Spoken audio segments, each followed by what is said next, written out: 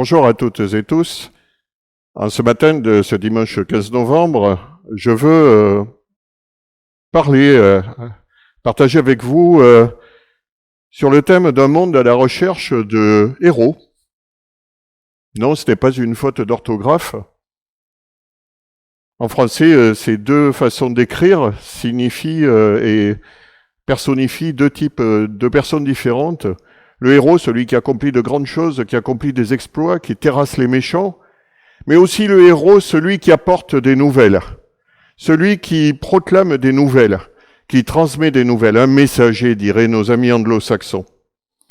Alors, le héros au premier sens sur la première écriture, en français, c'est quelque part beaucoup un mythe de notre époque, c'est le héros terrestre, ou plutôt l'illusion du héros terrestre. Les hommes et les femmes se sont donnés toutes sortes de héros, toutes sortes de représentations de vie qui seraient exemplaires.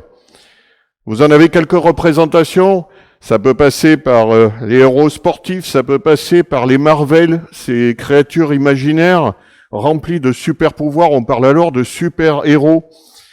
On peut parler aussi des héros de l'industrie, du commerce, les tycoons, ceux qui réalisent des affaires extraordinaires, qui gèrent ces fameux GAFAM dont on parle tant, qui sont les héros de la finance, on a parlé de ça aussi.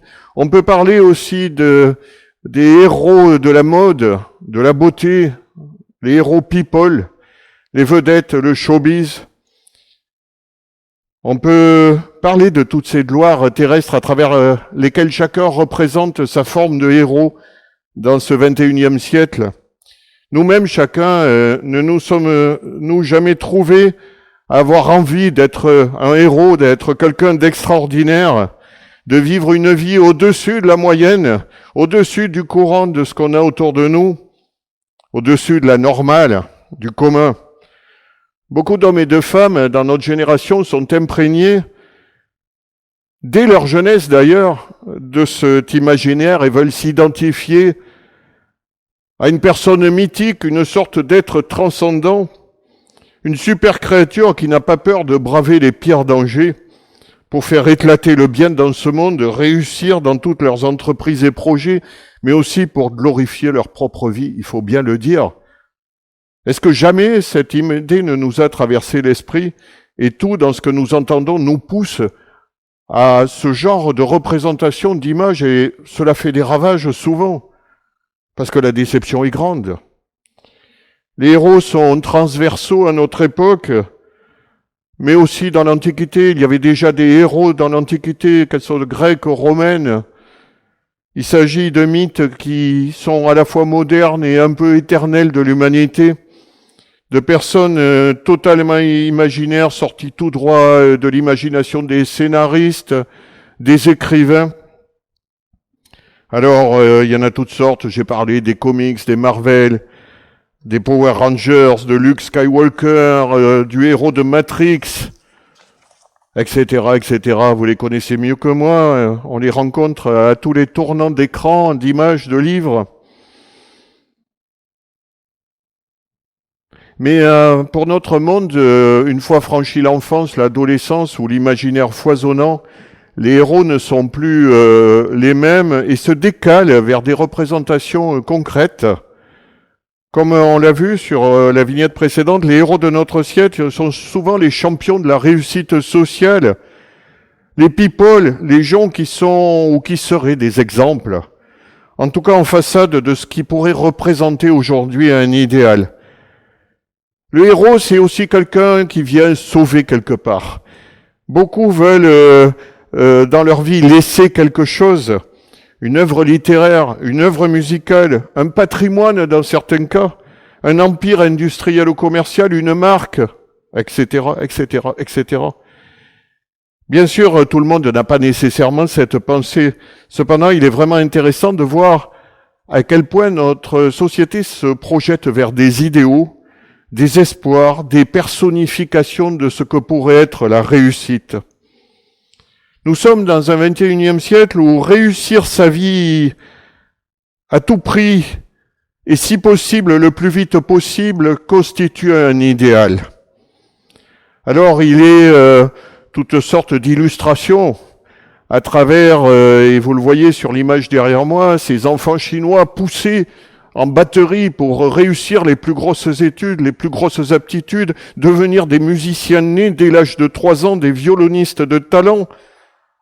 C'est aussi ces doctrines du développement personnel qui foisonnent partout, où en fait on doit se perfectionner pour devenir quelqu'un sans arrêt de mieux.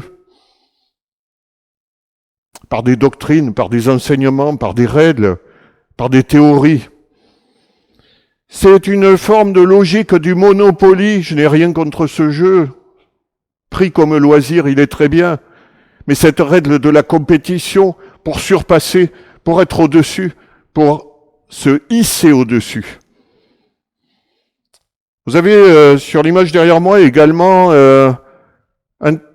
une image extraite d'une vidéo de parents qui s'affrontent au bord d'un terrain de sport où leurs enfants disputent un match de football parce qu'il y a une suprématie forcenée recherchée pour chaque enfant qui amène le parent à se battre avec le parent de l'autre enfant pour des querelles de suprématie. Dans quel monde vivons-nous? Dans quel monde vivons-nous? Nous sommes dans un système où tout pousse à aller toujours vers le plus haut. Dans les salons de l'étudiant, c'est à croire que tout le monde doit devenir ingénieur ou médecin. Et je n'ai rien contre les ingénieurs. Je salue au passage notre jeune frère qui mène des études ici à Nevers et demain il va nous construire des très beaux trains. Et c'est bien sûr qu'il en faut. Mais cette quête à la hauteur, à la suprématie permanente, illustre quelque part cette recherche. Alors, face à tout ça, on assiste aussi à des recherches de la réussite dans un autre domaine, économique, personnel, toujours par ses propres forces. On a ces héros, et, entre guillemets, du CAC 40, les self-made men, les gens construits par eux-mêmes. J'ai personnellement croisé dans ma carrière des personnes dont le but était l'accroissement financier obsessionnel permanent dans une quête de puissance personnelle effrénée, dont l'argent et la puissance devenaient quelque part un but dans la vie, qui voulaient devenir de véritables héros à travers leur activité, leur accroissement. Notre société cache derrière cette frénésie de croissance économique, de rentabilité, de virtualité, un très grand mal-être et un très grand vide intérieur, encore plus au gré de cette période que nous traversons. L'Ecclésiaste nous rappelle, dans son chapitre 4, verset 4, « J'ai vu que tout travail et toute habileté dans le travail n'est que jalousie de l'homme à l'égard de son prochain. C'est encore là une vanité et la poursuite du vent. » Le travail, bien sûr, est encouragé par la parole de Dieu, mais le travail pour la gloire personnelle, la glorification et la suprématie ne sont certainement pas un but en soi. Une époque où chacun veut devenir son héros, veut devenir quelqu'un placé au plus haut. Mais l'homme sait aussi profondément qu'il lui faut un héros dans sa vie, que lui seul, il n'arrivera jamais à être un héros remplissant sa vie. Dans toutes ces trajectoires qu'illustraient ces quelques petites images, il y a toujours un grand vide central, une grande lacune. Quel que soit le niveau d'argent, de célébrité ou de notoriété à travers lequel l'homme veut se hisser, il reste toujours un vide. De tout temps et à chaque génération correspondent ces héros, parce que sans héros, il n'y a pas d'espoir. Et aucun ne peut échapper à la réalité qui est gravée elle aussi dans le fond de nos consciences. C'est-à-dire que ce monde, quelque part, est perdu. Et que si personne ne nous sauve, nous sommes nous aussi perdus. On peut courir, escalader des escaliers personnels sous toutes sortes de déclinaisons, mais qui ne mèneront nulle part spirituellement parlant.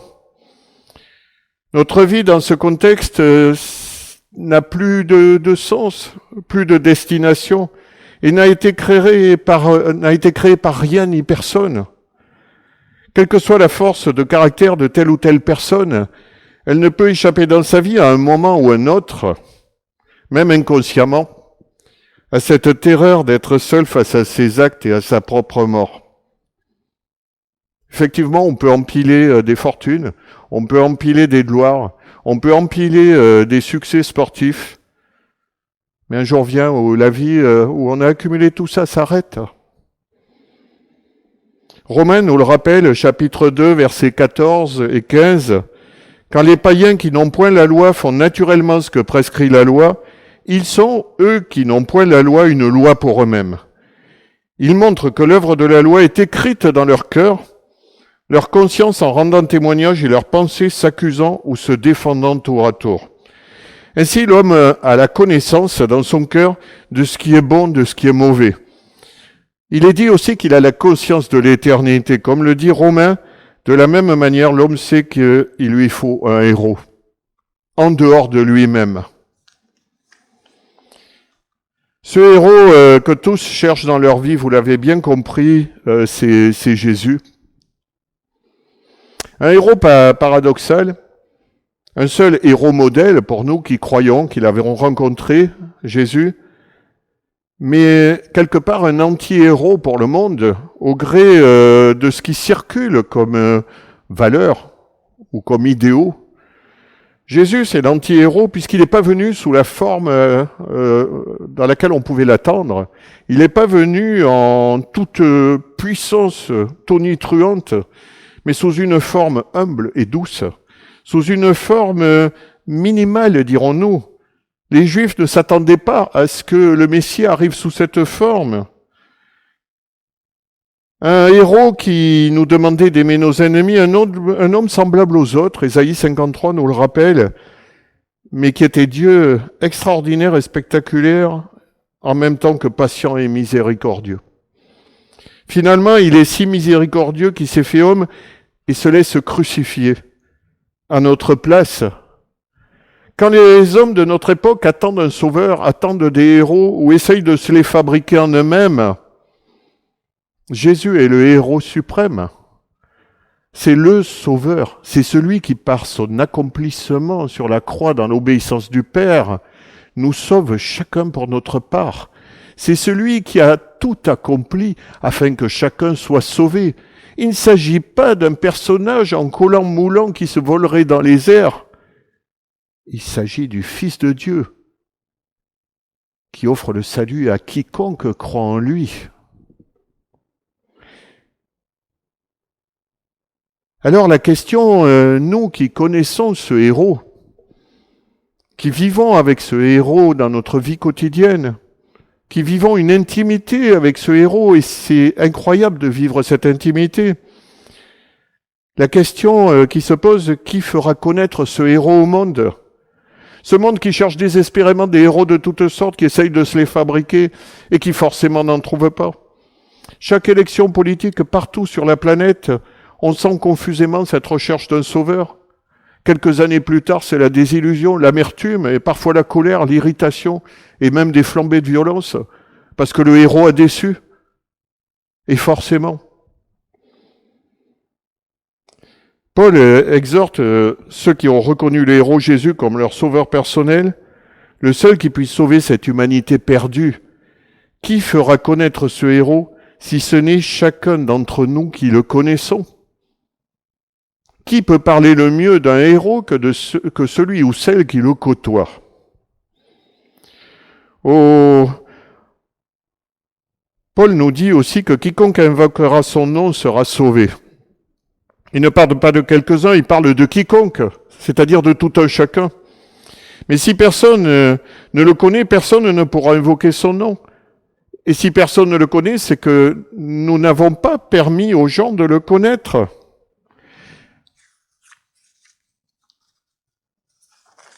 Si nous ne faisons pas cet effort de témoigner dans nos vies, dans notre comportement quotidien, mais aussi à travers nos paroles, de ce qu'a fait ce héros pour nous, qui donc pourra l'évoquer au temps de la détresse, ne croyez-vous pas que nous sommes dans un temps d'extrême détresse, où chacun cherche désespérément un salut, sur toutes sortes de fausses pistes, sur toutes sortes de miroirs aux alouettes. Quand il n'y a plus d'espoir ou que celui-ci est fragmenté, détérioré, que l'horizon est trouble, quand le tourbillon de notre société ne laisse entrevoir au plus grand nombre que des lendemains qui déchantent, comment révéler au plus grand nombre Jésus si nous ne parlons pas à ceux qui nous entourent, qui meurent bien souvent spirituellement, dans une grande misère? Ce héros qui puisse les sauver, leur donner un espoir, de la joie, un avenir. Chacun court à droite et à gauche, fiévreusement pour essayer de fuir la réalité. Un tel pour s'enrichir, un autre pour se fabriquer tel ou tel monde de sécurité, de loisirs, un autre pour se fabriquer un coussin financier plus ou moins douillet. Ce sont des fuites, tout cela.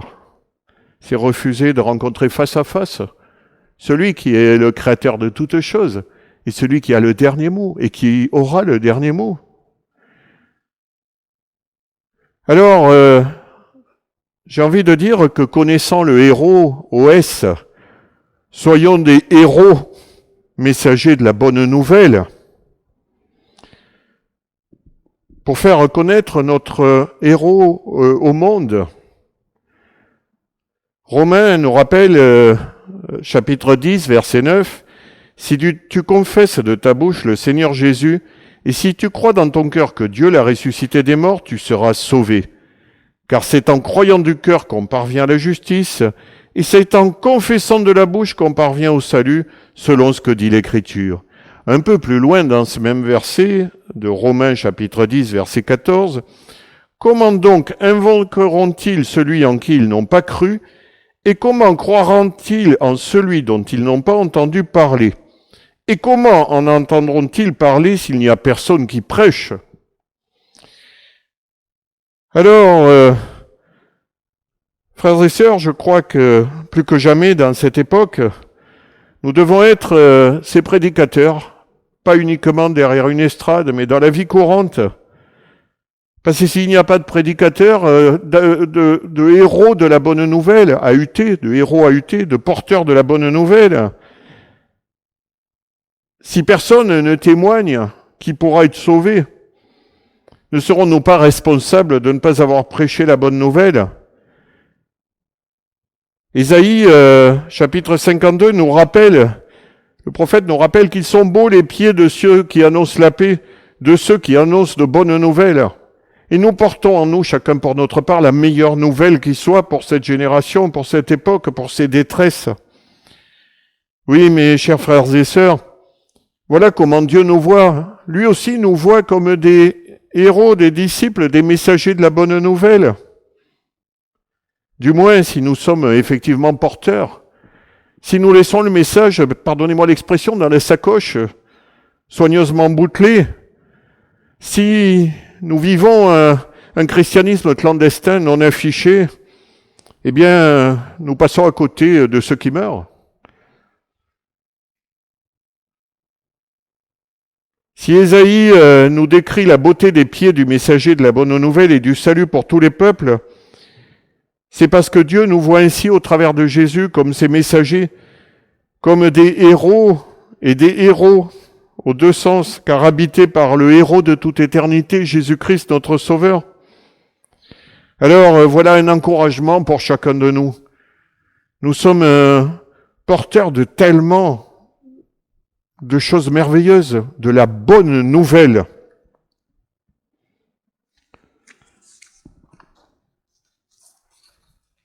N'ayons donc pas peur dans cette mission, soyons des héros.